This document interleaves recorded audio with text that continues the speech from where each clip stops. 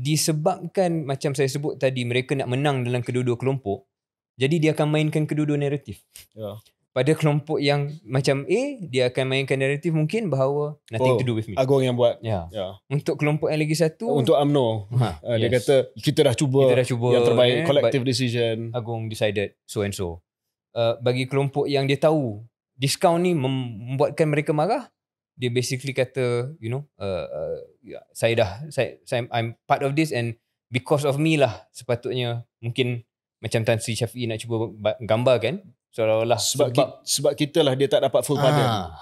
So dia dah mula memberikan hint-hint yang contradict sebenarnya, sebab dia nak menang semua crowd.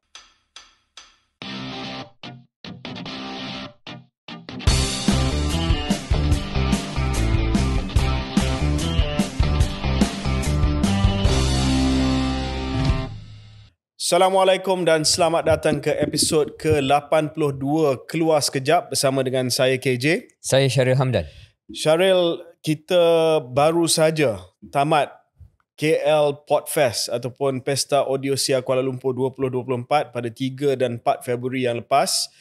Apa pandangan Syaril tentang kejayaan ataupun berjaya ke tidak? Saya rasa sangat-sangat berjaya disebabkan matlamat KL Podfest yang dipacu oleh KJ sendiri ialah untuk mempopularkan bukan hanya Audiosia yang dah sedia ada, tetapi membawa beberapa Audiosia yang baru, membantu dari segi kemahiran teknikal dan juga kemahiran mungkin pemasaran.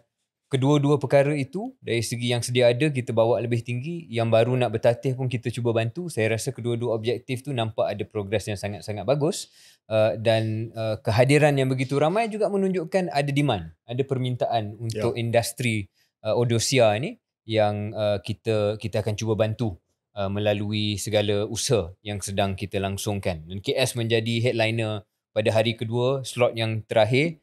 Saya rasa juga sangat-sangat teruja lah melihat betapa ramai yang hadir dan juga experience pengalaman kita buat live show di depan mereka. Saya sangat berterima kasih kepada semua podcaster yang hadir, termasuk podcaster yang datang daripada negara jiran Singapura yang bersama dengan kita. Dan seperti mana yang Syaril kata, saya pun tak sangka sambutan yang begitu besar dan ramai. Ada podcast baru yang mungkin tidak dapat sambutan yang terlalu ramai, tapi ada juga sokongan yang mereka dapat. Tetapi kita melihat established podcasters boleh dapat dewan yang penuh di PJ Pack. Jadi kita dan ucapkan mereka yang hadir ni berbayar. Berbayar. Bukan kita bayar mereka. Bukan betul. Macam mungkin ada industri tertentu seperti politik dan sebagainya, ada macam tu. Yang ni terbalik. Mereka sanggup beli tiket untuk hadir bukan hanya untuk KS tetapi untuk podcast-podcast yang lain. So sangat-sangat memberangsangkan. Dan sekali lagi saya ucapkan terima kasih kepada penaja-penaja KL Podfest, Mami Chef, Yayasan Peneraju Pendidikan Bumiputera Tiffin, Audio Plus, Big Tree, Sure, Bilik Freeform dan juga PJ Pack yang telah membantu kita menjayakan Pesta Audiosia Kuala Lumpur 2024. Pasti selepas kejayaan tersebut, Syaril, saya rasa kita akan buat sebagai acara tahunan. Dan Syaril ada hantar artikel menarik kepada saya semalam berkenaan dengan perkembangan podcast di Amerika Syarikat. Sekarang ni pengiklanan untuk buat pasaran podcast sudah pun mencapai tahap yang sama seperti perbelanjaan pengiklanan untuk filem dan juga TV show. Betul. Di Amerika lah. Di Amerika Syarikat. Tak mustahil benda yang serupa boleh berlaku bila produk podcast itu menjadi lebih persaingan tu lebih hebat dan ramai orang melihat podcast ni sebagai salah satu sumber maklumat mereka. KJ, mungkin daripada KL Podfest, pandangan KJ, apa yang membuatkan podcast tertentu lebih diminati daripada yang lain? What is the secret sauce? Authenticity. Authentic. Kena real. Kena real. Maknanya penyampai podcast tu dia tak berpura-pura, dia tak kadang-kadang dia ambil persona yang berbeza, tetapi persona tu memang persona yang datang daripada satu tempat yang mereka ada kepakaran, datang daripada satu tempat, katalah dia nak buat pementasan teater, tetapi dia boleh bawa karakter tu dengan baik, bawa karakter tu, itu dengan natural. Saya tengok Talk to You Later, TTYL, dia buat skit sewaktu podcast mereka, but it came off well. Malam Seram juga yang podcast daripada Singapura, KC Champion, walaupun dia menceritakan cerita hantu macam biasa, tetapi cara penyampaian tu authentic, real, dan audience pun appreciate lah sebab dia put in the effort dengan sound effect dia, dengan cara dia sampaikan cerita tu. So saya nampak ini bukan kita cakap pasal diri kita, tetapi untuk KS juga, mungkin sebab kita ni unfiltered, kita ni authentic, ramai yang mungkin jumpa dengan Syaril dan saya sewaktu selepas podcast tu kata, we prefer you like this. Daripada zaman politik. Daripada zaman politik. Yeah. Always projecting something. Apa Sanusi kata? Be yourself. Be yourself. Be yourself. Yeah. Untuk makluman pendengar dan penonton setia Keluar Sekejap, Syaril dan saya, kami telah buat keputusan untuk tidak menjadikan rakaman daripada Pesta Audiosia Kuala Lumpur 2024 sebagai episod Keluar Sekejap, sebab episod ataupun sebab rakaman live show tersebut, bukan rakaman, live show tersebut agak lain daripada rakaman episod yang biasa, sebab kita buat live show lah. Kita buat live show yang melibatkan audience, yang ada penggunaan image, video dan sebagainya, yang mungkin akan lost in translation kalau kita buat episod. Kita sebagai satu episod. And we want to bring it to other places, I think, the live show. So we don't want to spoil the surprise. Correct. So ini preview. Kalau kita ada buat snippet lah. Kita akan buat clips, tapi apa yang KJ terangkan tadi adalah ada pengalaman dan cara kita buat episod itu ataupun rakaman itu lebih istimewa daripada biasa, yang kita nak cuba replicate di lokasi-lokasi berbeza kalau ada masa dan rezeki nanti. And the other reason KJ also sebab kita nak menghargai lah mereka yang datang dan bayar tiket untuk watch kita live. So I think kita boleh reserve lah yang paid shows ni, we try and keep it a bit more exclusive. Tapi yang pasti saya rasa Syaril dan saya telah setuju bahawa kami akan cuba buat lebih banyak lagi live show. Bukan hanya di Kuala Lumpur ataupun Lembah Kelang, tetapi di kawasan-kawasan lain di seluruh negara Malaysia.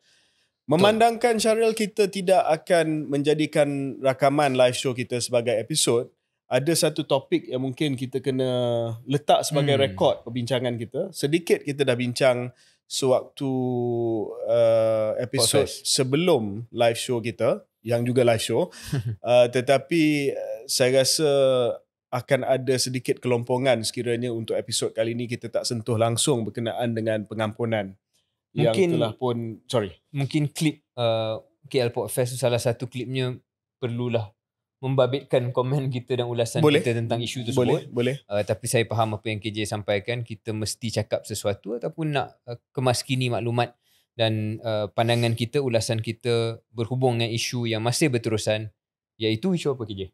Isu pengampunan yang telah pun diberi kepada Datuk Seri Najib Tun Razak, bekas Perdana Menteri Malaysia, oleh Lembaga Pengampunan. Lembaga Pengampunan yang diketuai oleh Seri Paduka Baginda Yang di-Pertuan Agong, yang telah pun membuat keputusan pada 29 hari bulan Januari yang lepas dengan memberi satu pemotongan tempoh penjara daripada 12 tahun kepada 6 tahun dan juga pemotongan denda daripada 210 juta ringgit Malaysia kepada 50 juta ringgit Malaysia kepada Datuk Seri Najib Tun Razak. Pengampunan ataupun keputusan pengampunan ini telah mengundang pelbagai reaksi, Syaril. Reaksi yang pada pandangan saya lah agak loose-loose.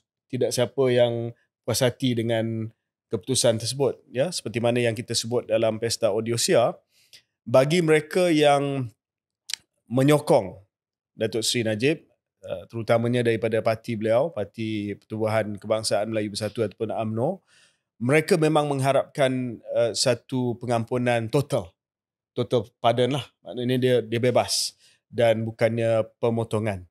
Dan bagi mereka, keputusan Lembaga Pengampunan ini sangat-sangat mengecewakan. Dan anak kepada Datuk Seri Najib, Saudari Yana, pun telah memaklumkan bahawa Datuk Seri Najib telah sebut kepada beliau bahawa he was very, very disappointed lah, sebab beliau mengharapkan satu pengampunan total daripada Lembaga Pengampunan. Itu dari sudut penyokong Datuk Seri Najib, sama ada terutamanya dalam UMNO, tapi ada juga penyokong-penyokong Datuk Seri Najib yang berada di khalayak. Yang kedua adalah mereka yang berjuang habis-habisan dulu supaya kes 1MDB, SRC dan sebagainya dibawa ke muka pengadilan. dan juga sebahagian besar daripada pengundi-pengundi bebas ataupun atas pagar, termasuklah pengundi-pengundi dan penyokong Tegar Pakatan Harapan. Mereka pula kecewa sebab dah diberi pemotongan, dan mereka beranggapan bahawa dengan mudah kata, you do the crime, you serve the time. Kalau dapat 12 tahun, maka 12 tahun lah. Sebab kes ini kes yang berat, kes yang melibatkan bukan hanya penyelewengan dan rasuah yang melibatkan wang rakyat, tetapi juga image dan juga reputasi Malaysia di peringkat antarabangsa. So, Syaril, adakah Syaril setuju dengan saya bahawa outcome ini adalah outcome lose-lose? Saya berpendirian bahawa satu lagi dimensi yang serupa dengan KJ ialah bukan hanya lose-lose, tetapi ini adalah isu yang memisahkan rakyat Malaysia. It is a divisive issue. Sebab ada kelompok macam KJ gambarkan tak puas hati sebab sepatutnya pada mereka bagi pengampunan total. Dan mereka mengharapkan parti mereka, Parti UMNO, memperjuangkan perkara ini sebagai isu asas untuk parti itu. Dan mereka tak puas hati dengan kepimpinan apabila gagal. Benda ni jelas, tak payah berselindung, memang ada kelompok yang begitu. Dan ini tak mengejutkan sebab kita nampak daripada awal. Tapi pada masa yang sama ada satu lagi kelompok yang mungkin sama saiz, mungkin lebih besar, yang atau lebih kecil, saya tak pastilah numbers dia macam mana, tapi juga sangat-sangat passionate, menganggap bahawa sebarang diskaun ataupun sebarang pengurangan, sebarang mirip pengampunan itu pun begitu tidak wajar, disebabkan kesan kepada, ada yang kata kesan kepada pelaburan, tapi lebih kepada isu bagaimana mereka telah memperjuangkan isu 1MDB dan SRC dan yang sewaktu dengannya selama bertahun-tahun. Apabila dilihat ada seolah-olah nak melupakan perkara itu dari segi perundangan dan juga hukuman, mereka tak puas hati. Jadi divisiveness of this issue ni satu perkara yang saya rasa mengecewakan, dan saya sebut waktu Pesta Odiosia, ialah seolah-olah mereka yang ada jawatan dalam kepimpinan dalam kerajaan tidak mahu memberikan satu penjelasan yang jelas ataupun yang tuntas tentang apa pendirian kerajaan. Apa sebenarnya yang telah berlaku dalam kes ataupun dalam proses lembaga pengampunan tersebut. Dia seolah-olah KJ, mereka menunggu tengok trend ni siapa nak mengurus, yang grup mana yang paling kuat ataupun grup mana yang paling banyak bising, dan kita adjust kita punya posisi itu bergantung dengan situasi politik, bukan bergantung kepada prinsip ataupun pendirian mereka sendiri. Jadi saya nampak itu satu perkara yang bermasalah, kerana bahasa Inggeris istilahnya adalah having the cake and eat it too. You want to have your cake and eat it too. Dua-dua nak menang. Yeah. You nak menang dengan grup UMNO yang yang nak pengampunan total, dan sama juga you nak menang dengan grup Pakatan Harapan yang tak suka sebarang diskaun ataupun pengampunan. Jadi saya nampak macam seolah-olah tak ada pendirian yang jelas daripada orang dan individu dalam kepimpinan Malaysia yang patutnya ada stand tersebut. Ya, kalau minggu lepas Syaril, saya ada sebut bahawa perlu ada penjelasan daripada lembaga pengampunan. Walaupun lembaga pengampunan tidak perlu memberi penjelasan, ya, sebab ini kuasa yang diberikan kepada lembaga pengampunan di bawah Perlembagaan Persekutuan.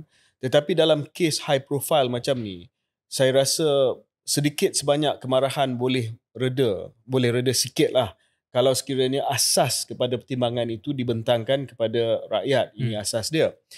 And to be fair Syaril, pada hari Isnin, iaitu pada 5 hari bulan, di Perhimpunan Bulanan Jabatan Perdana Menteri, I thought PMX dia cuba untuk take ownership isu ni. Dia cakap bahawa yang pertama, sebelum tu ada temu bual di Al Jazeera, di mana beliau kata nothing to do with the Prime Minister of the government, is out of our hands lah. Ini kuasa yang diberikan kepada Yang di-Pertuan Agong dan juga lembaga pengampunan.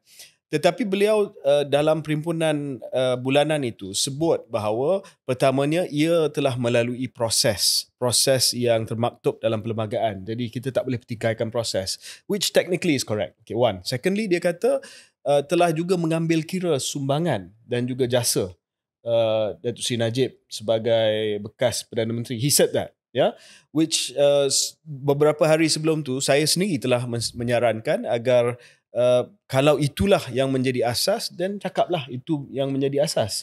Walaupun Perdana Menteri telah pun dikritik dan ramai di media sosial kata, oh kalau macam tu apa sumbangan saya pula, kalau saya menjadi penjenayah takkan tak ambil sumbangan saya sebagai pembayar cukai dan sebagainya. Ya, pandangan-pandangan yang sinis seperti itu. Tetapi sekurang-kurangnya ada usaha ke arah nak bagi penjelasan. Namun demikian, satu benda yang saya rasa Syaril masih lagi perlu dapat kepastian lah supaya benda ni tak ditolak kepada Yang di-Pertuan Agong ataupun siapa-siapa tak boleh selindung di belakang lembaga pengampunan dan sebagainya, adalah untuk kita dapat kepastian. Ya, sebab ada pandangan yang berbeza tentang perkara ni yang datang daripada pakar undang-undang sendiri, iaitu untuk kuasa pengampunan ni. Kuasa pengampunan memang ada dalam Perlembagaan Persekutuan, tetapi adakah ia kuasa mutlak yang di-Pertuan Agong? Kuasa discretionary yang di-Pertuan Agong? Sebab dalam Perlembagaan Persekutuan disebut 3 perkara yang menjadi kuasa mutlak yang di-Pertuan Agong, yang tak perlu mengikut mana-mana nasihat, apa-apa nasihat daripada Jemaah Menteri, daripada Perdana Menteri ataupun daripada badan-badan penasihat. Iaitu pertamanya adalah pelantikan Perdana Menteri, yang keduanya adalah keputusan untuk tidak setuju kepada permintaan untuk bubarkan Parlimen, dan ketiga untuk memanggil mesyuarat Raja-Raja Melayu. 3 perkara itu saja adalah kuasa mutlak Seri Paduka Baginda Yang di-Pertuan Agong, ya. Dan contoh Karen Chia, iaitu Presiden Majlis Peguam ataupun Malaysian Bar, Presiden kepada Persatuan Peguam-Peguam di Malaysia ni, telah sebut bahawa kerajaan tak boleh tolak perkara ini kepada Yang di-Pertuan Agong, sebab bagi pandangan beliau sebagai Presiden untuk Malaysian Bar, she has said that this is an instance where it is not the Agong's full discretion, bukan kuasa mutlak Yang di-Pertuan Agong, dan Agong mestilah mendengar dan mengikut nasihat daripada Lembaga Pengampunan. Tampil pula hari ini Tan Sri Shafie Abdullah, iaitu peguam kepada Datuk Seri Najib, dan dia kata Karen Chia perlu balik ke sekolah undang-undang, sebab bagi pandangan dia, dalam pandangan Tan Sri Shafie Abdullah, pengampunan itu adalah kuasa mutlak Yang di-Pertuan Agong. Yeah. So dalam keadaan kita sendiri tak tahu, dan rakyat dan masyarakat confused, sebab President of Malaysian Bar dan juga Profesor Syad Faruqi, pakar-pakar undang-undang yang lain telah menyatakan bahawa this is not absolute discretion of Yang di-Pertuan Agong, tapi ada juga Tan Sri Shafie Abdullah, termasuklah ni pejuang-pejuang dalam UMNO yang cuba tolak ini kepada Yang di-Pertuan Agong, kata ini kuasa mutlak Yang di-Pertuan Agong. Kita tak tahu siapa yang betul. So I think there has to be some pencerahan lah. Yeah, I think we'll go back komen sikit tentang apa yang Tan Sri Shafie punya PC tadi tu. Tapi apa yang KJ bangkitkan ini, KJ mengharapkan pencerahan daripada kerajaan, kepimpinan kerajaan, untuk kata tafsiran mana yang betul ataupun tafsiran mana yang kami pihak kerajaan percaya itu yang berlaku. Ya. Saya tak yakin benda tu akan datang, KJ. Sebab saya nampak pencerahan tu hanya boleh wujud andai kata PMX, kepimpinan tertinggi dalam kerajaan, berani dan bersedia untuk mengatakan memang saya terbabit dalam keputusan ini. Ataupun memang saya langsung tak terbabit dalam keputusan ini semua adalah Yang di-Pertuan Agong. Mana satu you nak cakap? Saya nampak macam kedua-dua naratif itu wujud. Sebab masa Al Jazeera dia kata macam nothing to do with me. After that dia dah start explain macam ada prosedur dan ini ada, in fact Datuk Zaliha kata keputusan kolektif. Datuk Zaliha ni adalah menteri di Jabatan Perdana Menteri yang bertanggungjawab atas hal ehwal wilayah persekutuan. Jadi oleh kerana jenayah ini adalah federal crime, maka dia hadirlah sebagai menteri dalam Lembaga Pengampunan. Just explain lah sikit. Disebabkan macam saya sebut tadi, mereka nak menang dalam kedua-dua kelompok, jadi dia akan mainkan kedua-dua naratif. Pada kelompok yang macam A, dia akan mainkan naratif mungkin bahawa nothing to do with me. Agong yang buat. Untuk kelompok yang lagi satu, untuk UMNO, dia kata kita dah cuba yang terbaik, collective decision. Agong decided so and so.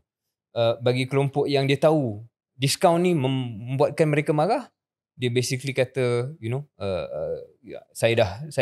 I'm part of this and because of me lah sepatutnya, mungkin macam Tan Sri Shafie nak cuba gambarkan seolah-olah sebab kita lah dia tak dapat full pardon. So dia dah mula memberikan hint-hint yang contradict sebenarnya, sebab dia nak menang semua crowd. Dengan mudah kata sekali lagi Syaril, satu pihak dia kata we are powerless, ini Agong yang putuskan. Kepada satu crowd lagi dia kata kalau bukan kerana kita yang campur tangan, maka dia akan dapat full pardon. So which one is it? And I want to win from both crowds. Itu basically mungkin pendekatan pihak-pihak tertentu dalam kepimpinan kerajaan. Tapi masalahnya they are not winning from any crowd. Macam kita sebut dalam Pesta Odiosia, bila you try and please everyone, in the end you win neither. So akibat daripada itu, Syaril, ada beberapa perkembangan yang terkini yang mungkin kita nak juga sentuh sedikit. Yang pertama adalah respon daripada parti-parti yang ada di dalam kerajaan. Okey, yang pertama ni UMNO punya respon kita tahulah. UMNO dia telah menyatakan, UMNO macam Syaril katalah, they want the cake and eat it now. So yang pertama dia nak masih lagi kekal dalam kerajaan. Ini tidak jadi deal breaker kepada dia orang lah. So Lokman telah keluar kata, kalau bukan kerana PMX, mungkin pengampunan ni akan ambil masa yang lebih lama sebelum didengari oleh lembaga pengampunan. So dia sendiri telah kantorkan penglibatan PMX sendiri. Lepas tu mereka kata okey, ini keputusan yang di-Pertuan Agong, tapi kita akan juga kumpulkan tanda tangan daripada sejuta ahli UMNO dan kita akan hantar semula kepada Seri Paduka Baginda Yang Pertuan Agong yang baru, Sultan Ibrahim, Sultan Johor, untuk dipertimbangkan. So dia main dengan sentimen kita kecewa tapi tak nak keluar daripada kerajaan, tapi kita akan terus bela bosku. Pada pihak PKR pula, I think silence, more or less silence. Fahmi saja keluarkan kenyataan, kata jangan keluarkan kenyataan, jangan politikkan isu ni. Standard lah. Hassan Karim, Yang Berhormat Hassan Karim, ahli Parlimen Pasir Gudang, who is emerging to be the conscience of PKR, sebut bahawa kita kerajaan owes the public explanation. Apa asas-asas pertimbangan yang dibuat oleh lembaga pengampunan. Dia seorang lah. Dia seorang. Lepas tu dia dikritik oleh parti beliau. DAP juga menarik, Syaril, sebab sahabat kita Ong Kian Meng telah keluar beberapa kali dengan menyatakan bahawa dia kecewa dengan silence, dengan pendirian membisu daripada kepimpinan DAP. Malah dia call out pemimpin agung DAP, Lim Kit Siang. Dia kata Lim Kit Siang selalu dulu mengkritik pemimpin-pemimpin kerajaan terdahulu apabila mereka diam, deafening silence. Apa yang Kian Meng nak sampaikan adalah Kit Siang sekarang ni deafening silence. Dan Kian Meng juga telah petik kenyataan daripada Setiausaha Agong DAP iaitu Anthony Loke yang telah menyatakan bahawa let's keep calm. Dan dia kata keep calm ni ayat MCA dulu. Dan apa yang dibayangkan oleh Kian Meng adalah lama kelamaan DAP ni akan jadi macam MCA lah. Apologies kepada semua apa yang berlaku dalam kerajaan. Saya nak pick up benda yang pasal DAP ni sebab saya lihat membaca berita komen ulasan balas oleh Anthony Loke selaku Setiausaha Agong agak pedas juga, dan pedas terhadap Tony Puah. Kalau saya baca laporan Malaysia Kini ni, statement Anthony Loke, you can express your stance in an open positive manner, but he chose sarcasm. He itu Tony Puah lah. Seolah-olah dia macam nak marah kat Tony Puah, kenapa you menyindir kerajaan hari ni. Jadi mungkin terlalu awal untuk katakan isu ni akan membawa kepada sebarang perpecahan dalam DAP. I'm not saying that, tak nak dramatik sangat, tetapi nampaklah bahawa ini kali pertama dalam setahun lebih kerajaan perpaduan, there looks to be real differences of opinion, perbezaan pandangan yang tertera di laman media dan juga terbuka untuk orang menonton, antara Anthony Loke, Tony Puah, Ong Kian Meng. Ini ialah mungkin you boleh kata Tony Puah, Ong Kian Meng tidak berjawatan besar dalam parti, tidak ada jawatan dalam parti pusat dan sebagainya, bukan lagi ahli parlimen dan sebagainya, tapi mereka ni golongan yang ada pengikut. Tapi macam mana kita nak salahkan Tony Puah dalam hal ini, ya? Walaupun mungkin saya dan dia ada perbezaan pendapat daripada dulu lagi, tetapi satu benda yang kita kena faham dari sudut Tony Puah adalah beliau yang tapi beliaulah pejuang utama yang telah bangkitkan isu 1MDB ni. Di kala satu ketika dahulu, ya, walaupun saya ada di dalam kerajaan, tetapi yang faham, yang betul-betul hafal semua isu tentang 1MDB, yang bawa perkara ni ke peringkat pemahaman masyarakat umum, peringkat pemahaman pemberita antarabangsa, adalah Tony Puah. And then bila dia telah bertungkus lumus bawa isu ni sehingga isu ni sampai ke dia punya conclusion. 1MDB punya kes masih lagi dibicarakan, tapi SRC punya kes dah tamat dan ini berlaku. Kita kena faham juga, dia pun bukan dia nak respon secara sinis, tapi mungkin dia tak boleh kawal diri dia. Sebab dia sangat-sangat kecewa dalam keadaan tersebut. Tapi dari satu sudut lagi, macam Syaril kata, Tony Phua mungkin dia boleh cakap sebab sekarang ni dia tak ada jawatan. Tetapi Anthony Loke dia nak kena satu, jaga kedudukan DAP dalam kerajaan perpaduan. Dia no sudden movement lah. Kalau dia dilihat endorse Tony Phua, sebab UMNO dah bagi kata dua kepada DAP. You kena ambil tindakan disiplin terhadap Tony Phua. Ya, sebab ini dilihat sebagai unfriendly fire daripada rakan dalam kerajaan perpaduan. Jadi Anthony Loke dia dalam keadaan tersepit. Dia tak boleh buat sesuatu yang boleh menjejaskan kerajaan perpaduan satu. Kedua, dia tak boleh sangat dilihat untuk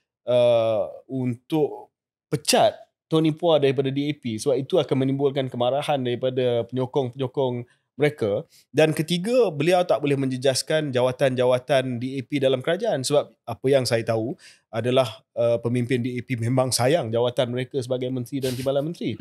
So I can understand, bukan saya nak defend dia, tapi I can understand Anthony Loke berada dalam keadaan yang sangat-sangat tersepit. At the end of the day, he's looking a bit like MCA. Now maybe they understand. Yeah, I think there's a very complimentary, forgiving stance yang KJ ambil terhadap DAP dan kepimpinan DAP. And I can see where that comes from. Kita pun dalam pengalaman politik kita dah melalui pelbagai pengalaman di mana kadang-kadang kita buat benda. Isn't it the art of compromise?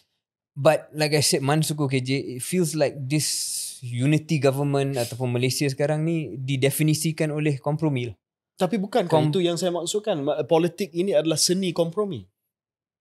Bukan seni prinsip, bukan seni konsistensi, bukan seni apa yang kita rasa betul. Dipandu oleh prinsip, tetapi akhirnya dipacu oleh kompromi. Dipacu oleh kemahuan untuk kekal di kuasa. Ya mungkin. Saya rasa dalam hal ini sekarang ni parti-parti dalam kerajaan perpaduan dia bayarlah kos yang kita tahu sebenarnya dia akan bayar. Sebab saya rasa dulu Barisan Nasional UMNO selalu mengutuk Pakatan Rakyat, Pakatan Harapan yang dulu bahawa mereka ni tidur satu bantal, mimpi lain-lain. Sekarang ni saya rasa Perikatan Nasional kalau dia smart, dia dah ada naratif yang sama. Sebab tapi masalahnya Perikatan Nasional ni tak apa smart. Dia tak ada mana pun. Isu ni dia tak cakap apa. Dia tak cakap apa pun. Sebab dia pun nak cake dan eat juga. Dia pun tak tahu kalau aku tak tahulah. Mungkin dia bijak sebab ada yang bagi tahu saya sebab Perikatan Nasional ni tak payah cakap apa. Just give them enough rope, give the government, the unity government enough rope to hang themselves. Ini gaduh sendiri. Bagi dia bunuh diri lah. Right. Kita tak payah masuk campur sebab kalau kita masuk campur nanti orang akan kata mempertikaikan keputusan agung dan sebagainya. PN ni tahulah dia orang 3R punya king kan. So maybe I'm being stupid. Maybe this clever strategic silence. Dia kata tak payah cakap apa pun kita menang kes ni. So I don't know. Tapi Syaril, saya nak ajak Syaril fikir dari segi strategi. Katalah benda ni tak boleh dielakkan sebab dah ada permintaan daripada Najib untuk pardon dia, untuk permohonan dia dipertimbangkan, ada tekanan daripada UMNO dan Datuk Seri Anwar pun nak kekal dalam kerajaan sebagai Perdana Menteri dengan sokongan daripada UMNO. Adakah Syaril rasa bahawa mereka juga telah price in, dah letakkan kemarahan rakyat sebagai satu harga yang perlu dibayar sebab pilihan raya 4 tahun lagi. Jadi kita buat semua ni tahun ni, kita selesaikan isu pengampunan Datuk Seri Najib ni dan lepas ni kita fokuslah 3-4 tahun akan datang, kita fokus kepada ekonomi, kita fokus kepada pelaburan, segala-galanya akan jadi lebih baik dan akhirnya kos itu kita dah dahulukan. Harga itu kita dah dahulukan. Kita dah bayar dah. Kitchen sink lah macam kita pernah sebut. Kitchen sink. Saya tak rasa saya setuju dengan ciri begitu, sifat begitu KJ. Sebab saya nampak there's indecisiveness. Bukan decisiveness to do something upfront. Indecisiveness ni, dalam keadaan sekarang, saya tak nampak isu ni selesai dalam masa terdekat.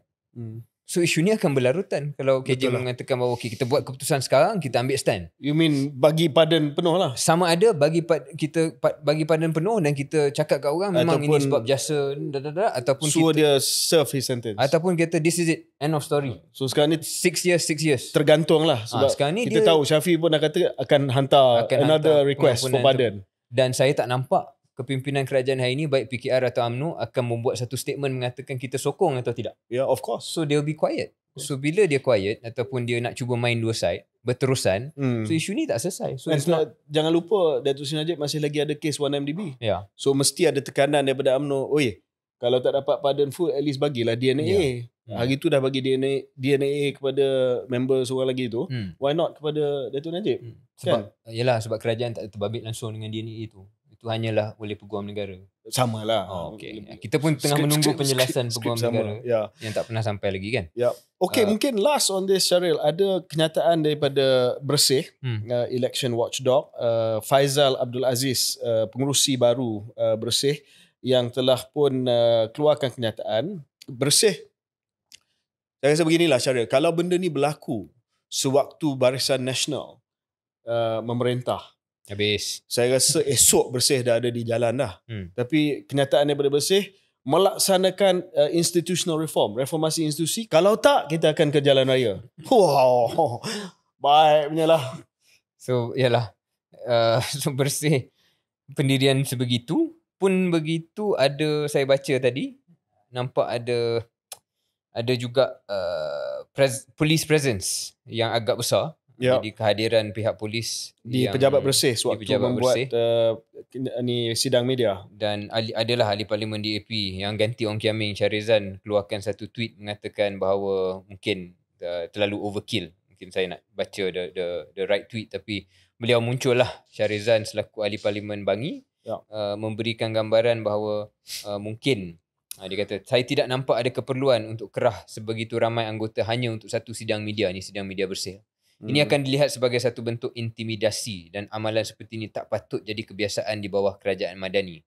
KPN dan Menteri Saifuddin Nasution harus lihat semula pendekatan pihak polis. Jangan sia-siakan perjuangan kita.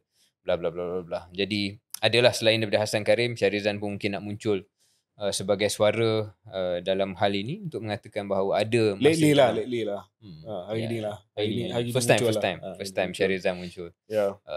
So dia nak mengatakan lah that is people in PH tak comfortable lah dengan mungkin heavy handedness yang beliau tafsirkan begitu.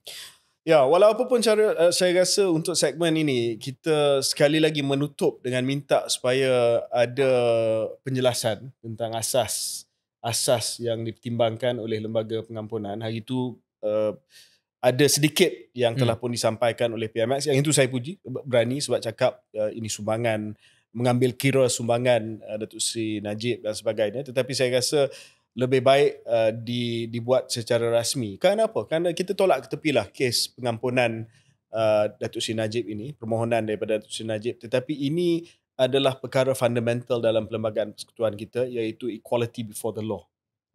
Jadi orang nak tahu, kalau ini diberikan kepada Datuk Seri Najib atas pertimbangan asas apa? Sebab mungkin saya ada ahli keluarga di dalam penjara. Mungkin saya ada ahli keluarga yang menjalankan hukuman penjara sekarang ni. Jadi saya pun nak tahu macam mana dia boleh dapat pengampunan. Macam mana dia boleh dapat pertimbangan untuk pengampunan. Dan saya rasa ini soal pokok dalam hal ini. Sebab kalau tidak, orang akan kata bahawa kita ada different set of rules untuk elit dan untuk orang ramai. Dan saya rasa itu adalah sesuatu yang bercanggah dengan equality before the law and protection of the law for everyone. Saya nak tamatkan dengan satu persoalan yang lebih umum KJ, iaitu how do you think the public akan menilai PMX setelah 5 tahun, 10 tahun, 15 tahun, kalau rezeki dipanjang 20 tahun jadi PM pula.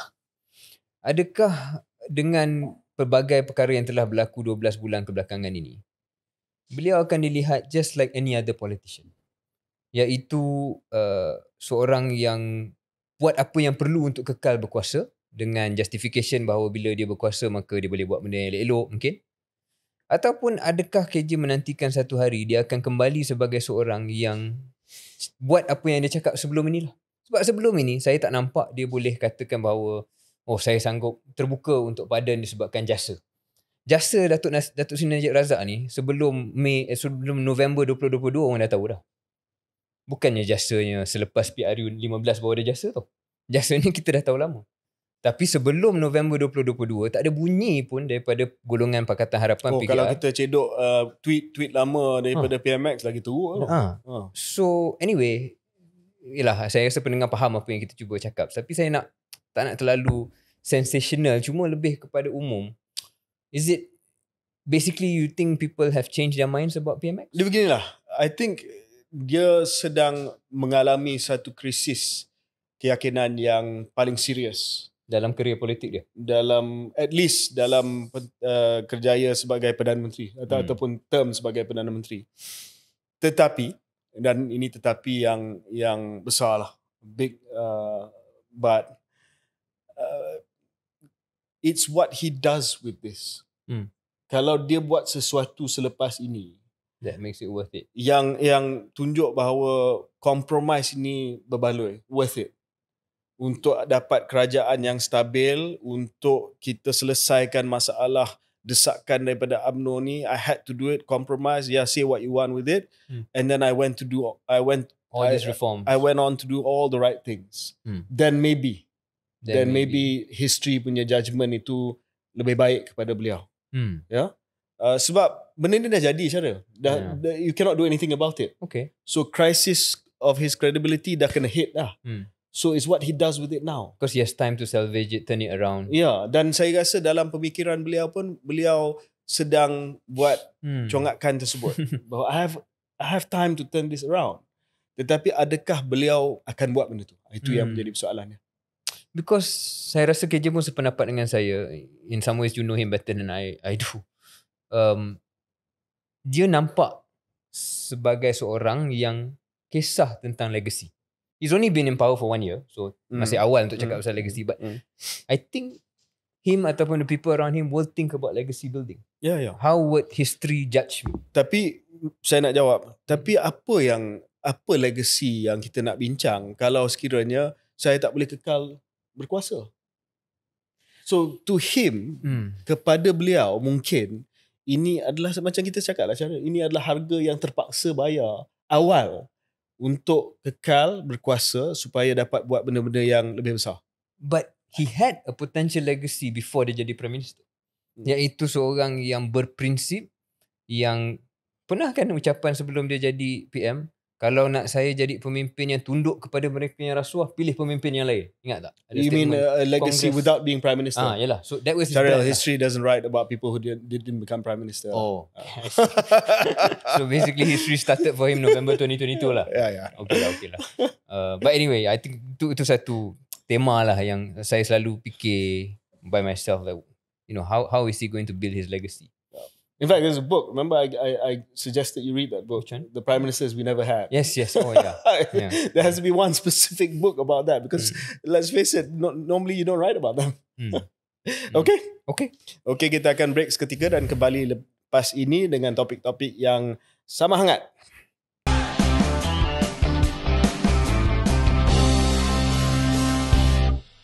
Selamat kembali ke episod 82 Keluar Sekejap. Kita baru sahaja selesai segmen panjang lebar, hampir 40 minit bincang berkenaan dengan permohonan pengampunan Datuk Seri Najib Tun Razak. Saya nak shift gear sikit, Syaril, dan pergi ke Sarawak pula.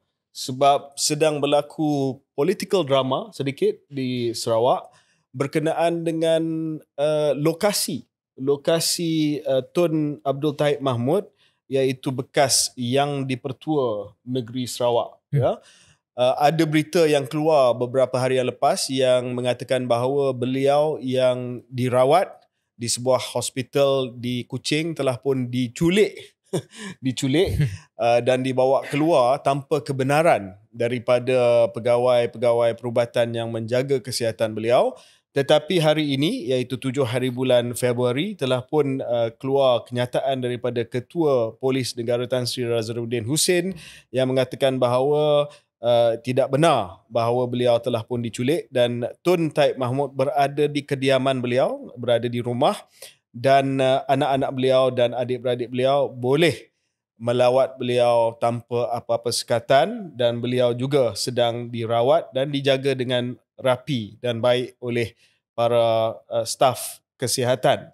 Isu ini menjadi isu yang hangat, Syaril, untuk kita bagi latar belakang sikit kepada pendengar dan penonton keluar sekejap, disebabkan spekulasi peranan yang dimainkan oleh Tok Puan Ragat Taib. Tok Puan Ragat Taib ini adalah isteri kepada Tun Taib Mahmud, tetapi bukanlah ibu kepada anak-anak beliau. Itu adalah Puan Sri Laila almarhum yang telah meninggal dunia sebelum ini, dan selepas Puan Sri Laila meninggal dunia, Tun Taib Mahmud telah kahwin semula kepada Tok Puan Ragat, iaitu seorang, kalau tak silap saya, warga negara Syria, pasti daripada Timur Tengah, dan ada sedikit pertikaian antara anak-anak Tun Taib Mahmud dan juga ibu tiri mereka, iaitu Tok Puan Ragat Taib. Dan apabila Tun Taib Mahmud telah pun step down, telah pun tidak lagi menjadi yang dipertua negeri Sarawak, ada spekulasi sampai keluar dalam media sosial bahawa ada gambar yang menunjukkan Tok Puan Ragat dengan bagasi, dengan kotak-kotak, seolah-olah dia nak keluar negara, dia nak lari keluar negara dan sebagainya, yang dinafikan oleh Tok Puan Ragat. Dia kata dia tak nak ke mana-mana, she's not absconding or anything like that. Dan ini juga menarik, Syaril, sebab ada satu legal dispute antara Tok Puan Ragat dan juga anak-anak Tun Taib Mahmud, iaitu Datuk Seri Sulaiman, Abdul Rahman Sulaiman Taib, salah seorang daripada anak lelaki Tun Taib Mahmud, telah pun file injunction di Mahkamah Tinggi Kuching pada September tahun lepas berkenaan dengan saham yang dahulunya dimiliki oleh ibu beliau, Allahyarhamah Tan Puan Sri Laila, sekarang ini ditransfer kepada Tok Puan Ragat, kepada ibu tiri. Dan saham ini, kalau tak silap saya, lebih kurang 10% daripada cahaya mata Sarawak. So kalau ikut market capitalization, 10% of 1 billion, about 100 million ringgit lah, more or less. Ya. Cahaya Mata Sarawak ini adalah syarikat yang dikait rapat dengan keluarga Tun Taib Mahmud, sebab memang dikuasai oleh keluarga beliau dan terlibat, selain daripada mempunyai monopoli pengeluaran simen di Sarawak, juga terlibat dalam pembangunan infrastruktur, dalam property development, dalam financial services. Jadi memang dah ada pertikaian lah tentang saham ini, dan pertikaian antara anak tiri dan ibu tiri. Kes ini, Syaril, telah pun membuka sedikit perbincangan di kalangan pemerhati politik Sarawak. Satu, berkenaan dengan the waning influence of the Taib family dalam politik, sebab sekarang ni dia tidak lagi memegang apa-apa jawatan. Sebelum beliau menjadi yang dipertua, beliau telah pun menjadi ketua menteri hampir 30 tahun, dan mungkin ini juga akan membawa kepada perubahan dari segi pengaruh keluarga Tun Taib Mahmud dalam bisnes di Sarawak, dan juga mungkin ini akan betul-betul menandakan changing of the guard, dan juga usaha ke arah post Taib Mahmud Sarawak. Ya, saya tidak begitu tahu tentang apa yang berlaku, dan saya rasa kita pun menunggu berita sahih apa sebenarnya status dan keadaan Tun Taib Mahmud. Yang penting kita harapkan beliau dalam keadaan yang sudah sihat, pasti, sejahtera, dan tidak ada sebarang perkara yang tak sepatutnya berlaku pada beliau.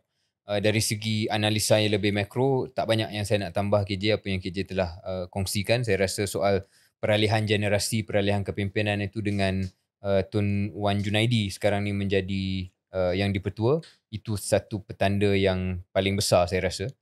Dan kita selalu cakap tentang premier, bagaimana beliau mengurus dan mentadbir negeri Sarawak dalam keadaan politik yang tidak begitu stabil ataupun tidak begitu sepakat di Semenanjung Sarawak menjadi paksi kuasa ataupun paksi pengaruh politik yang lebih besar.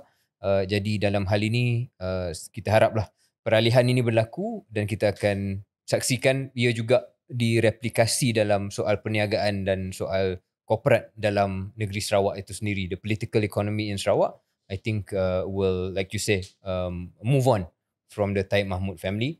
But saya tak nak cakap sangat tentang itu kerana this is about the humanity of the person himself. I wish him all the best. Of course, kita mendoakan kesejahteraan dan kesihatan Tun Taib Mahmud dari segi humanity dia. Bila kita lihat kepada political economy Sarawak, saya nak sentuh satu dua perkara. Yang pertama dia is the politics of it. Ya, kita jangan lupa bahawa walaupun ada transisi daripada Tun Taib Mahmud kepada era pasca Tun Taib Mahmud, pengaruh Tun Taib Mahmud masih lagi ada.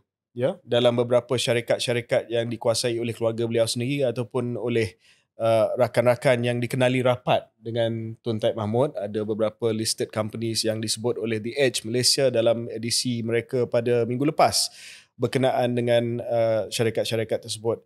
Yang kedua adalah kedudukan anak beliau, ni Datuk Hanifah. Datuk Hanifah Hajar Taib adalah Timbalan Menteri Ekonomi. Jadi beliau masih lagi ada imprint dalam kerajaan hari ini.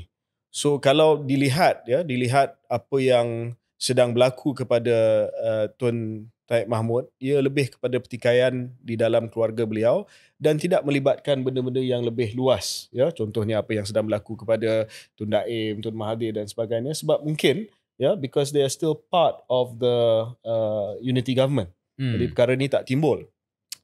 Yang ketiga adalah Syaril, mungkin saya melihat bahawa selepas Tun Taib Mahmud ada usaha untuk membangunkan political economy di Sarawak yang lebih diinstitusikan. So kalau dulu memang ada usaha untuk membangunkan syarikat-syarikat SEDC di Sarawak dan sebagainya. SEDC satu ketika dahulu diurus oleh Datuk Seri Tan Sri Effendi Nawawi dengan profesional, tetapi banyak hubungan antara politik dengan bisnes. Tetapi selepas itu almarhum Tan Sri Adnan Satim, lepas tu sekarang ni Datuk Patnigi Abang Jo, banyak usaha untuk menginstitusikan the business interest in Sarawak. That's why you see Petros, that's why you see the Sarawak punya Sovereign Wealth Fund yang telah pun dibangunkan, dan kita melihat bahawa business interest sekarang di Sarawak lebih dimiliki oleh state dan tidak ada grey area sama ada itu dimiliki oleh politician, political party ataupun tidak. So I think this is a good thing. Dan bila kita melihat macam kita komen sewaktu episod di Affin Bank, usaha untuk Sarawak mengambil alih contohnya pegangan LTAT dalam Affin Bank, itu juga adalah entiti Sarawak, state. Bukan individu ataupun bukan syarikat yang dikenali dimiliki oleh rakan ataupun keluarga. Airline for instance is Sarawak state. So saya nampak benda ni ke arah yang lebih positif mungkin. Setuju. Memang the professionalization lah of, I suppose, the state's interest dalam entity commercial dan projek-projek commercial. It can only mean a good thing. So itu satu lagi progress bawah Abang Jo Premier yang memang noteworthy, definitely noteworthy. Sebab I think he could have easily continued, boleh sambung je model yang serupa dan masih boleh dapat sokongan. Tapi nampak ada iltizam daripada Abang Jo sendiri Premier untuk buat cara yang lain lah. To modernize Sarawak, modernize the way the political economy works. At least optically, the political economy of Sarawak is moving towards institutionalization, institutional ownership. Betul. Walaupun dah tentu dia ada pengaruh yang besar. Of course. Baik Petros, baik Dana Berdaulat, semua akan report pada dia. Mungkin orang-orang dia ada di situ. But that's different. Tu lain daripada pegangan equity yang direct oleh individu-individu yang berkaitan dengan satu keluarga. So saya rasa itu satu progress yang betul lah. KJ kata it's a positive thing. Okay. Satu lagi last tentang Sarawak ni saya nak sebut, dan ni lebih kepada bacaan saya berkenaan dengan kerjaya Tun Taib Mahmud. Saya ambil sedikit masa nak explain. So Tun Taib Mahmud jadi Ketua Menteri pada tahun 1981. Tahun yang sama Tun Mahathir, Dr. Mahathir jadi Perdana Menteri, dan beliau jadi Ketua Menteri sehinggalah tahun 2014 dan daripada 2014 hingga 2024 baru-baru ni sebelum Tun Wan Junaidi angkat sumpah sebagai yang ketua, dia jadi governor Sarawak. Jadi it was more than 40 years of rule lah, sama ada sebagai ketua menteri ataupun sebagai governor. But let me tell you a little bit about Taib Mahmud. Ya. Sebelum Taib Mahmud menjadi ketua menteri Sarawak, ketua menteri dia adalah Tun Rahman Yaakob. Ya. Ketua menteri yang ketiga di Sarawak. Tun Rahman Yaakob daripada tahun 1970 hingga 81. Sebelum Tun Rahman Yaakob, dua ketua menteri, Stephen Kaloningkan, ketua menteri yang pertama, dan Tawis Lee, ketua menteri yang kedua. Dua-dua ni daripada masyarakat Iban. Ya, masyarakat Iban. Tun Rahman Yaakob adalah pemimpin Melanau dan anak saudara dia, Taib Mahmud, juga adalah pemimpin Melanau. Of course, there was a rivalry between uncle and nephew after Tun Taib Mahmud took over from Tun Rahman Yaakob, sehinggalah tercetusnya peristiwa Mingkot Fair dan sebagainya. Tetapi tolak ke tepi itu, kepimpinan Melanau ini, and you have to remember, Syaril, bahawa Melanau ini hanya 5% daripada populasi penduduk Sarawak berbanding dengan Iban 30%. Iban 30%, Melayu dalam 24%, Bidayu 8%, Melanau is a small minority. Tetapi kebangkitan Tun Rahman Yaakob dengan Taib Mahmud untuk menjadi ketua menteri dalam state di mana they are a minority. Of course, Abang Jo now is Melayu lah. Dan kalau kita campur Melanau dengan Melayu pun dia hanya sedikit ataupun hanya sama dengan populasi Iban. But the political genius of Taib Mahmud, first Rahman Yaakob and Taib Mahmud, bagaimana mereka daripada minority community telah mengambil alih the state in which the dominant demographic adalah Iban, Christian 50%, Islam 34% je until today. Islam 34%. So sometimes bila kita cakap soal toleransi di Sarawak ini, one is the budaya, of course, for sure. The other one is necessity, because Islam is only 34%. 50% is Christian. Bagaimana Tun Taib Mahmud, after his uncle, was able to control, I mean, this is the political genius of Taib Mahmud lah. Walaupun dia datang daripada kumpulan minority. I mean, this, and then of course, kalau kita nak tengok dari segi sudut yang Machiavellian, of course, divide and rule dan sebagainya. Tapi kalau kita nak tengok dari sudut kestabilan politik, you know, he had this arrangement with Mahathir where I will work closely with you. You give me autonomy. Aku nak buat apa aku nak buat kat Sarawak ni. UMNO jangan masuk. UMNO jangan masuk. And of course, we can argue the legacy of Taib Mahmud, pembangunan, of course, political economy, interest in business dan sebagainya. Tapi sebagai seorang political strategist and tactician, he was quite unparalleled. Is there enough analysis done about this? Dalam penulisan ada jugalah, because benda ni agak sensitif. Bagaimana the federal government at that point in time nak dapat seorang partner yang memahami aspirasi nasional, yang juga mewakili Muslim Bumiputra community. You have to remember, Muslim Bumiputra community di Sarawak pada masa itu dan juga sampai sekarang adalah minority. But they emerged as the ketua menteri. And they were able to divide, divide lah, tapi they were able to manage the Iban community. They were able to manage the Chinese community, Bidayu, orang Ulu dan sebagainya, and run the show. So saya nampak mungkin, and this is conjecture lah, satu andaian, usaha Abang Jo sekarang ni, Datuk Petinggi Tan Sri Abang Jo sebagai Premier, untuk menginstitusikan semua, untuk meneruskan legasi Tan Sri Adnan Satim supaya dapat lebih banyak lagi peruntukan, adalah untuk memastikan bahawa tidak ada cabaran kepada kepimpinan Muslim community. Adnan Satim was mixed. He was part Melanau, part Malay. Now Abang Jo is Malay. Tetapi there's no challenge by the non-Muslim Bumiputra community to say that, you know, look, you've not done enough. Kita tak dapat apa. Kalau dapat pun dapat kepada elite you sahaja. So mungkin usaha pertamanya Datuk Adnan Satim kata, okay, I want more for Sarawak. He was known to be the guy who champion Sarawak, dapat macam-macam projek, terutama daripada Sri Najib dan sebagainya. Abang Jo institusikan to say that, you know, now this is kekayaan untuk kita semua. to make sure that kita dapat melihat kepimpinan Melayu Muslim Melanau itu dapat diteruskan di Sarawak, because otherwise mathematically you know they cannot. Ataupun mungkin dalam bahasa retorika di situ orang tak pandang pun soal Melayu Melanau kononnya, tapi disebabkan parti GPS dan PBB, parti parti Pesaka Bumiputera di Sarawak adalah parti yang terbaik untuk mengurus untuk seluruh rakyat Sarawak. So mungkin genius yang KJ bayangkan itu saya tak cukup mahir, but very interesting analysis KJ. I should read up more on that. Tapi dari jauh nampak macam it has now been institutionalized, to use the term we use just now, to GPS and to the party. So it's not about Taib Mahmud anymore or Adnan Satim. The person anymore. Yes. It is about the institution and the structure yang membolehkan parti tersebut yang mewakili the minority community ataupun ahlinya minority community mewakili seluruh Sarawak. And you Syaril kena ingat sebab di Semenanjung pada waktu di Kuala Lumpur, mereka nak melihat bahawa there is territorial integrity, there is also a national identity, then also there's the primacy of the Bumiputera Muslim rule.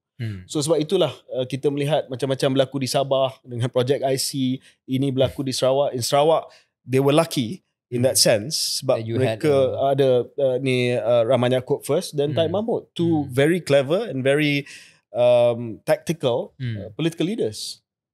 Right. In that sense. Yeah. Very good. Okay, kita pergi kepada pengambilan graduan asing bekerja.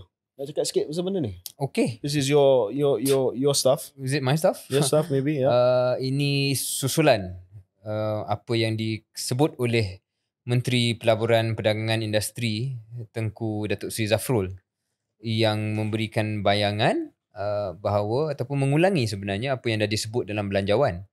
Kerajaan nak membenarkan graduan asing daripada institusi pengajian tinggi tempatan untuk bekerja sementara di negara ini selepas dia graduate lah, selepas dia habis belajar dalam IPT di Malaysia, untuk boleh kerja sementara di sini dalam sektor-sektor yang kurang pekerja tempatan.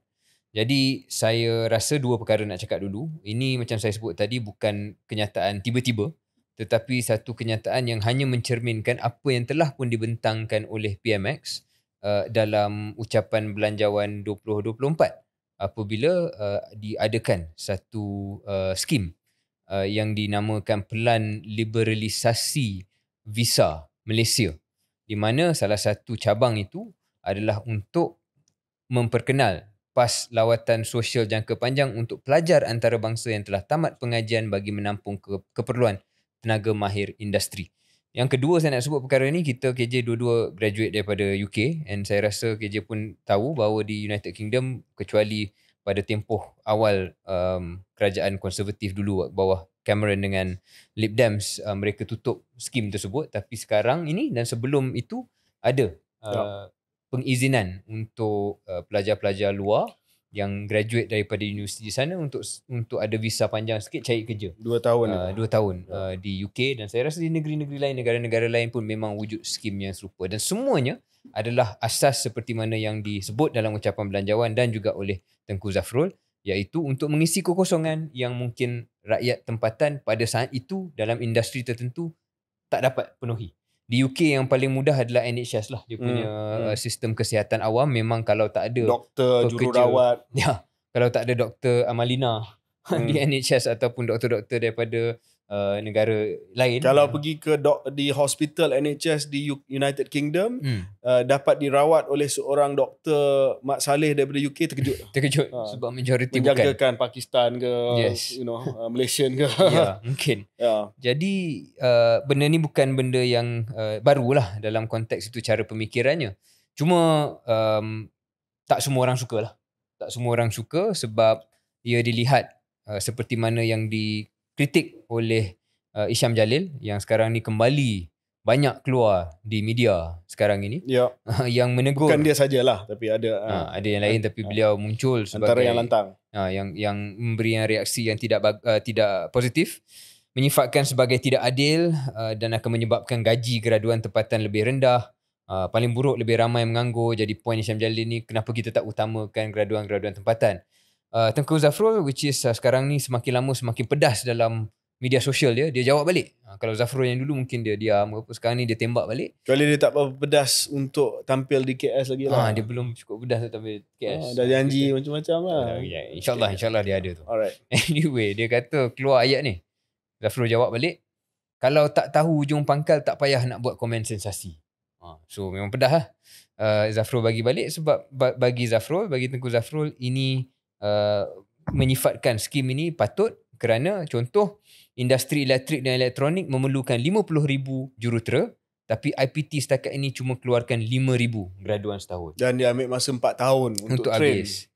Yang mungkin lebih penting adalah Persatuan Perusahaan Kecil dan Sederhana Malaysia yang mewakili employers lah, mewakili industri, menggesa kerajaan untuk membenarkan graduan asing bekerja bagi mengurangkan masalah kekurangan tenaga kerja yang kronik. Saya yakin Sementa, iaitu persatuan ini, kalau ada dah graduan tempatan yang boleh ambil, mereka takkan perlukan perkara ni. Kalau mereka tampil mengatakan kita suka skim ini, memang ada keperluan untuk mengisi kekosongan. Jadi bagi saya tak adalah perkara ni terlalu sensasi, lagipun bukannya ramai sangat graduan-graduan yang kita nak bagi graduan asing kita nak bagi kerja kat sini dan dalam sektor-sektor yang memang ada kekosongan.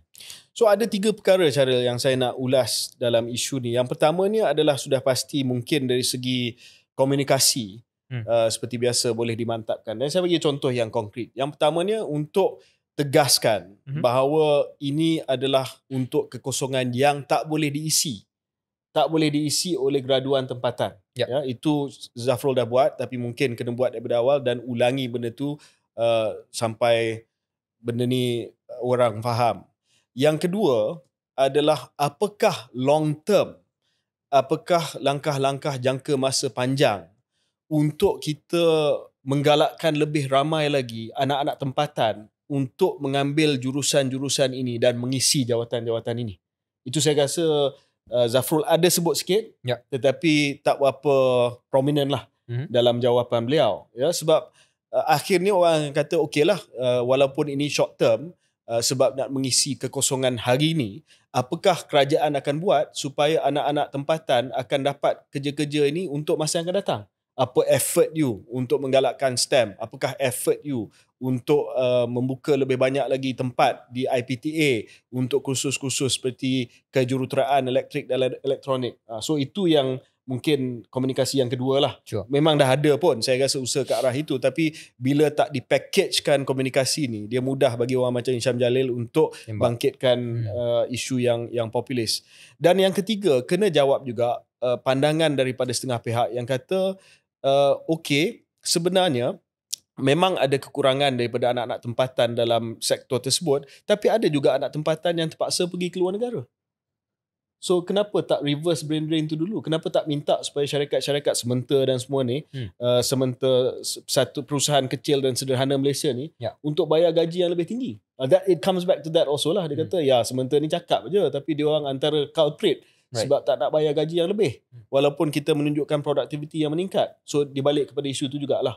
So banyak benda terkait. Saya setuju dengan Syaril bahawa insting Zafrul tu betul, dan ini bukan benda baru, benda yang dah diumumkan oleh PMX pun dalam Belanjawan Madani tahun 2024.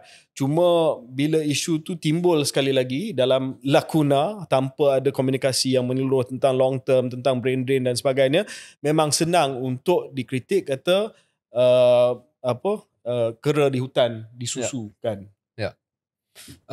Saya faham apa yang KJ cuba sampaikan, dan poin yang ketiga tu saya ingat sangat menarik, iaitu bagaimana kita nak buat reverse brain drain, dan ini mungkin terkait dengan satu poin yang berbeza, iaitu hubung jalin antara kementerian-kementerian.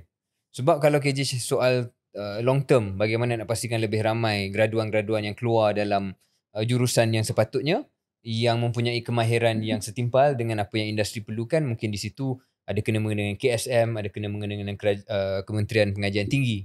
Kemudian bila soal bagaimana nak memastikan gaji itu cukup tinggi untuk menarik jurutera-jurutera Malaysia contohnya yang mungkin kerja di luar untuk balik ke Malaysia, itu berkait dengan progressive wage model yang dah dibangkitkan oleh Kementerian Ekonomi. Jadi barangkali ia menjadi satu cabaran bagi kerajaan untuk ada ada kerjasama yang betul-betul rapi antara kementerian-kementerian dalam komunikasinya sendiri. Mungkin Zafrul bila dia communicate KJ, dia communicate untuk dia punya skop lah. Untuk skop dia sebagai MITI, apa yang dia pening ialah macam mana dia nak pastikan FDI ni realize, boleh ada, dan apa yang diperlukan oleh industri sekarang, dia nak 50,000 engineers. So itu yang dia fokus. Dia tak boleh nak fokus 20 years. Of course lah. Kan? Tapi dia benda tu akan mengundang kritikan yang kita melihat. Faham. But mungkin ini yang kalau kita boleh cadangkan yang baik untuk kerajaan ialah wujudkan satu cara. Saya tak pastikan itu dalam kabinet ada ataupun dalam satu kenyataan ada keluarkan bahawa selepas mesyuarat kabinet Kementerian Komunikasi akan membentangkan poin-poin utama. Please lah. Tapi macam tak ada. Saya rasa ini satu contoh KJ di mana kabinet mungkin dah berbincangkan, okey. Dia ugut orang dia lah. Bajet dah menyebut perkara ni akan ada. Macam mana kita nak komunikasikan perkara ini dengan tuntas, cover every part, cover the KPT part, cover the KSM part, cover the Rafizi part, cover the MITI part. Dan 4 kementerian ini, okay, this is our talking points, boom. Siapa kita punya spokesperson on this issue? Boleh jadi Fahmi Fadzil ataupun boleh jadi salah satu menteri. Saya rasa ini cabaran lah untuk kerajaan sebab akan ada isu-isu seperti ini di mana dalam skop kementerian berkaitan yang bercakap itu betul, tapi dia tak dapat melihat perkara yang lebih luas ataupun bukan tempat dia untuk bercakap perkara yang lebih luas tanpa kerjasama dengan kementerian. So dah dua fumble komunikasi. Walaupun dari segi dasar dia saya setuju dan saya sokong. Dua fumble komunikasi iaitu isu pencen dan isu inilah. Maybe not so much a fumble this one, tapi not comprehensive lah. Not comprehensive lah. Tak adalah sampai fumble. Saya rasa pencen tu fumble, tapi yang ini tak berapa comprehensive. KJ masa zaman serve dalam kabinet Datuk Seri Najib, there was this NBOS. NBOS is one policy. Stratcom is one. Stratcom cuba buat benda ni. Ada kalanya kadang-kadang kita pun fumble juga.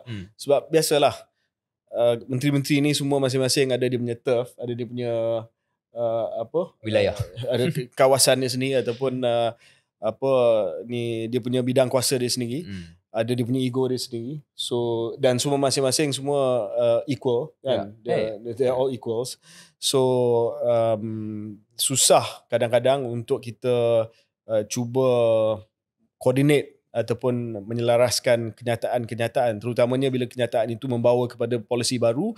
Menteri yang seorang lagi ni yang diminta untuk bantu mungkin kata you pandai-pandai buat lah, I don't want to carry the can for this, but anyway, this is all about cabinet governance and working together as a team. Okay, kita break seketika dan kita kembali selepas ini.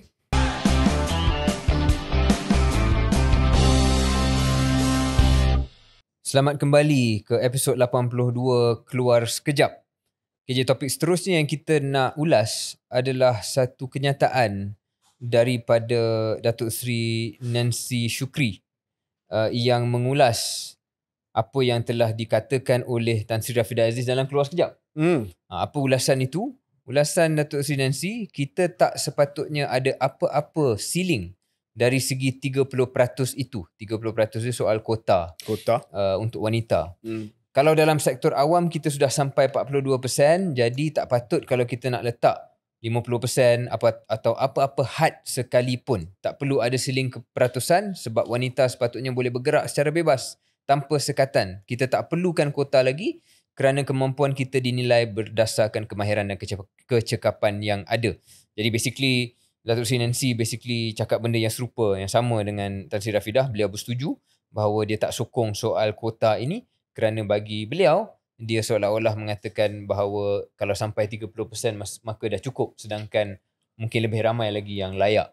KJ dengan saya rasa kita sependapat dalam isu ni, iaitu memang kalau yang lebih layak itu adalah 50%, 60%, wa'imah 90% pun, maka itulah yang patut dicerminkan dalam realiti. Bila kita katakan soal ahli parlimen, bila kita katakan soal tempat dalam penjawatan awam ataupun dalam sektor korporat, dalam lembaga syarikat dan sebagainya. Jadi itu bukan soalnya kenapa kita sokong atau tak sokong kota. Soalnya adalah adakah kota ni masih perlu? Kerana meskipun mungkin 50, 60, 70% yang terbaik adalah wanita, tetapi dalam banyak pencapaian ataupun prestasi disebabkan kekangan-kekangan struktur, tak sampai 30% pun yang ada dalam kedudukan-kedudukan tertentu. Contohnya paling jelas adalah ahli-ahli parlimen. Ahli-ahli parlimen di Malaysia, saya baca tadi kurang 13%. 13% saja. yang datang daripada kalangan wanita, sedangkan kita yakinlah lebih ramai daripada itu yang berkemampuan. Mungkin atas sebab-sebab tertentu 13%. Dari segi pencalonan wanita pun biasanya bukan 50% lah, kurang daripada 50%. Semua parti pun macam itu. So KJ, persoalannya, boleh tak kita redefine soal kota ini supaya tidak ada salah faham? Saya bukan nak kata Tan Nancy Shukri ataupun Tan Sri Rafidah salah faham atau tidak. Mungkin mereka ni passionate dan they are female leaders, so we have to respect their view. Cuma bagi saya KJ, menyokong kota itu tidak bermaksud kita suruh berhenti pada angka tersebut. Ya, pertama dia Syaril, kota 30% ni dia bukan ceiling, dia lantai, betul. dia floor. Ya. Itu masalah dia. Ada yang kata kota 30% ni ceiling, sebab itu dia risau kalau dah sampai 30%, dia tak akan ada usaha untuk mempromosikan wanita lagi sebab dah sampai 30%. 30% is not a ceiling, it's a floor. You kena basic sampai 30%. That's the basic, and then everything else is upside. You know? I think that's the best. Actually, that's the best way to communicate. So that's the first thing. Yang kedua, with due respect to Tan Sri Rafidah, walaupun kita bagi dia banyak laluan pada hari itu, bukan kita bagi banyak laluan, dia tak bagi dia ambil laluan. Bukan kerana dia sekolahkan kita, tapi we respected her and we allowed her to say her piece. Is that not every woman is Tan Sri Rafidah Aziz? Yeah. You know, we have to acknowledge that. You know, she made certain life choices and she has certain innate talent that makes her Rafidah Aziz. That makes her go toe-to-toe with any man. Any man. But other women, mungkin dari segi kebolehan dia sama ataupun lebih baik daripada lelaki, tetapi mungkin mereka terpaksa berhadapan dengan life choices, decisions, family decisions, family commitments yang berbeza, cultural expectations yang berbeza. So saya rasa tidak adil untuk kita kata bahawa kita lupakan saja usaha ke arah meletakkan lantai 30%, sebab I think that's the bare minimum that you can do for women. Dan selepas itu saya setuju dengan Nancy. Nancy, kalau dia kata drop the quota, saya tak apa setuju dengan Kak Nancy lah. I'm very close to her. Tetapi Nancy punya strategi untuk mencapai 60% women participation, that one I agree. Sebab kita nak kena tengok what are the impediments, apakah halangan kepada wanita untuk stay, untuk kekal dalam workforce ataupun untuk kembali kepada workforce. Dan this is the structural thing yang betul-betul kita kena tengok. For instance, income tax exemption limit for childcare allowance, untuk childcare center, untuk insentif cukai kepada wanita yang nak kembali ke alam kerja, kepada syarikat-syarikat yang mempromosikan wanita untuk balik, who don't demote them, who don't count it against them. So I agree with this. Tetapi dari segi basic lantai tu mesti ada 30%. You know, and we are well aware of this being two-man show lah. Yeah. We're aware of the irony ataupun the optics of this. Tapi what you said KJ, saya rasa kita tegaskan, and I think maybe that's the headline lah. 30% ni bukan ceiling seperti mana Datuk Sri Nancy sebut, tapi lantai yang sepatutnya menjadi minima. Dan apa yang KJ sebutkan tentang 60% pembabitan wanita dalam tenaga kerja, it's one of the KPI untuk ekonomi madani. 7 KPI untuk ekonomi madani, salah satunya 60% labour force participation among women. Jadi benda ni ada dalam report kad PMX. So I hope segala usaha. Dan Syaril, just one point on political participation. Sebab kalau kita tengok dari segi corporate participation, dia semakin meningkat. Semakin meningkat, wanita in the boardrooms, wanita C-suite, wanita di pengurusan pertengahan dan sebagainya. Tetapi the laggard has been politics. So you look at 13-14% of parliament, Dan ada yang kata, maybe politics is a bit masculine, not suited towards women. Slippery slope lah kalau pakai argument tu. You know, I was about to say, Syaril, kalau kita ingat lagi pengalaman kita dalam UMNO, untuk apa-apa mesyuarat bagi politik, siapa orang pertama yang hadir dan siapa yang last keluar daripada mesyuarat tu, dan siapa paling ramai dalam mesyuarat tu?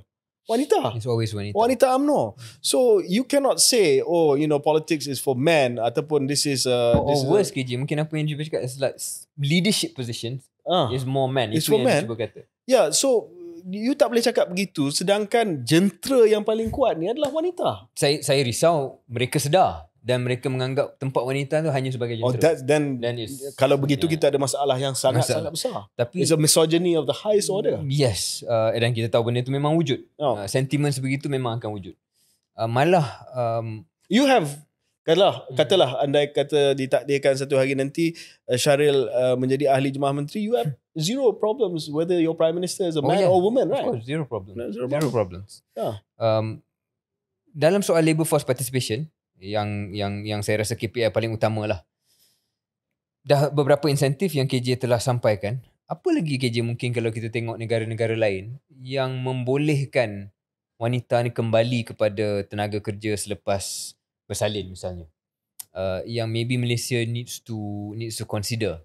Adakah contoh the length of maternity leave tu dan juga perkongsian leave cuti selepas bersalin tu bersama dengan suami juga should be extended, because I think that's satu area yang mungkin Malaysia boleh buat lebih agresif lagi. Okay. Maksud saya instead of the current, I have to admit I don't actually know exactly how many months yang wanita confirm dapat, berapa minggu atau berapa bulan, tapi ada juga skim di negara-negara tertentu di mana si suami juga, si bapa juga boleh dapat cuti itu supaya membolehkan jaga anak, kita lelaki pun jaga anak juga, tapi the wife goes back to work. Itu satu. Yang kedua, bila dia balik ke alam kerja tu, dia tak lose dia punya sama ada dia punya seniority ataupun dia punya momentum. Kadang-kadang bila dia kembali ke alam kerja tu, things have moved on.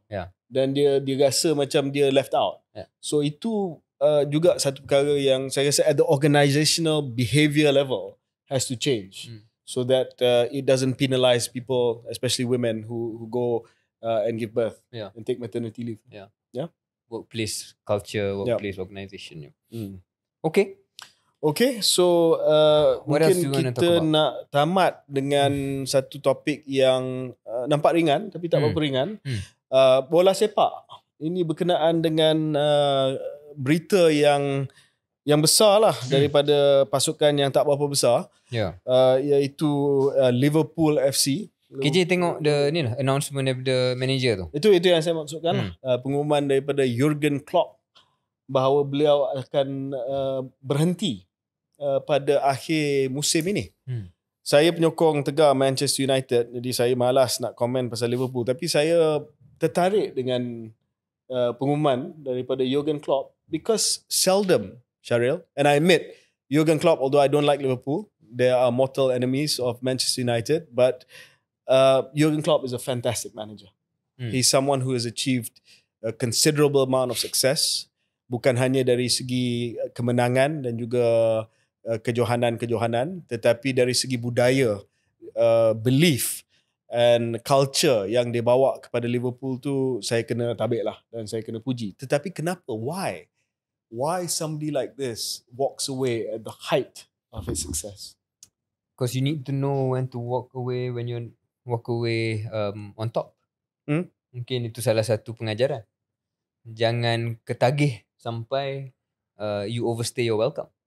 So that's one spin yang saya rasa mungkin underappreciated. The other benda yang mungkin boleh kita tafsirkan ialah soal fatigue.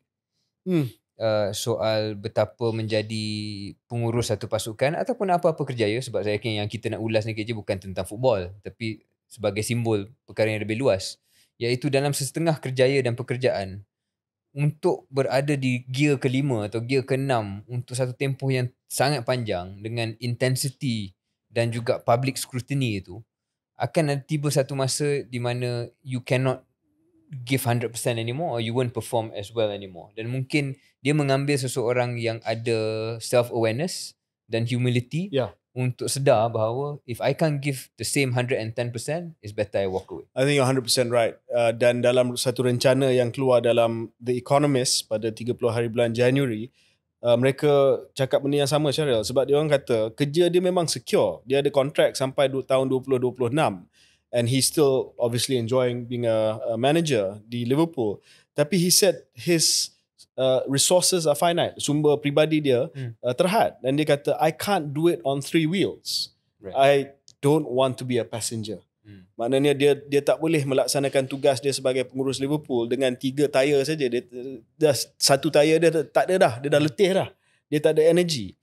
Dan the same article continues to say he's not the first high profile person to make this decision. Jacinda Ardern resigned as Prime Minister of New Zealand in 2023, saying she no longer had enough in the tank to do the job. Jeff Kindler, who was CEO of Pfizer, said he was looking forward to recharging his batteries. Tapi jarang sekali kita dengar leader, orang yang di tempat yang paling tinggi lah dalam mana-mana organisasi buat pengakuan seperti itu, bahawa they just don't have the energy left. But I think apa yang dibuat oleh Klopp dan Jacinda Ardern dan sebagainya adalah sesuatu yang mungkin kita kena faham adalah perkembangan yang positif.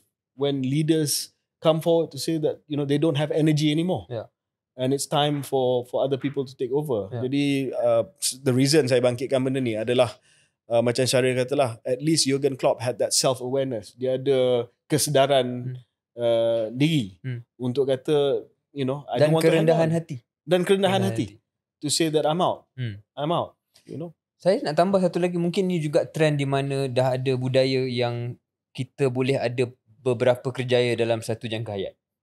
So you can do multiple things in your lifetime, in your adult lifetime. Mungkin salah satu ketika dulu, kalau you jadi ni, this is the only thing you do, dan itulah definisi you sebagai manusia. You are a Liverpool manager, this will define you, and why would you ever let it go? You are President UMNO, why would you ever let it go? nak kaitkan juga. Tak contoh, bukan yang ini, tak ada kaitan dengan yang ada ataupun yang tak ada. But you will never let it go, sebab that defines you, and letting it go means you lose everything about yourself.